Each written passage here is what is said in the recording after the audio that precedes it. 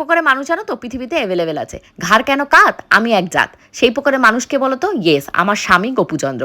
রাত্রির বাজে এখন 1:45। ইয়েস, 1:45টার সময় আমি এখন ব্র্যান্ড কোলাবোরেশনের শ্যুট করব বলে তাকে নিচের অফিস থেকে ডেকে ডেকে ডেকে ডেকে নিয়ে এসেছি।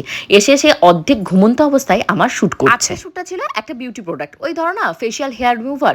আমাদের মেয়েদের মুখে দেখবে কি বা ভুরুতে দেখবে মাঝে মধ্যে অবাঞ্ছিত লোম গজায়। এবার ওই লোমগুলো নিয়ে আমরা তো রাস্তায় বেরোতে পারি না, না অবভিয়াসলি আমরা মেয়ে, আমাদেরকে একটু সেজেগুজে কনসিয়াস থাকতে হয়। তো সেই জিনিসটা তা উনি তো একটা পুরুষ মানুষ, উনি বাড়িতে ঢুকে আমার দিকে তাকিয়ে তো দেখবে না। আমার বরের আমার দিকে তাকানোর কোনো বিন্দু মাত্র টাইম নেই।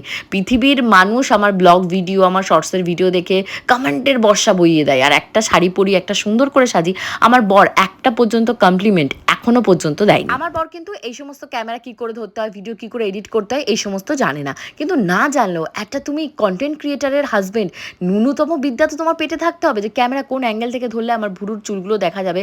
আইব্রো কিন্তু আমরা কিন্তু সবসময় পার্লারে গিয়ে করতে পারি না, বাট এমনই আমার কপাল, জাস্ট 2 দিন আগে আমি আইব্রোটা করে এসেছি। এবার অবাঞ্ছিত চুলটা আমি কোথা থেকে দেখাবো বস?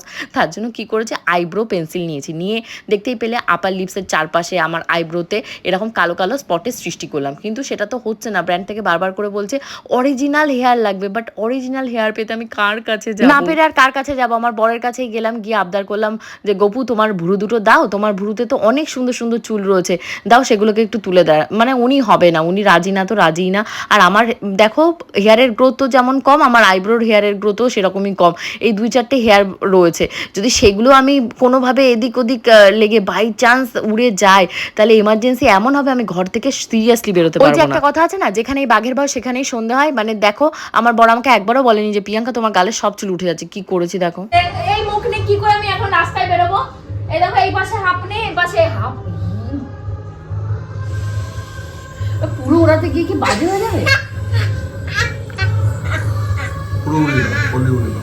না, আমার একটা রেপুটেশন আছে মার্কেটে। দেখ কি হলো বাবু, দেখ তুই তাকিয়ে।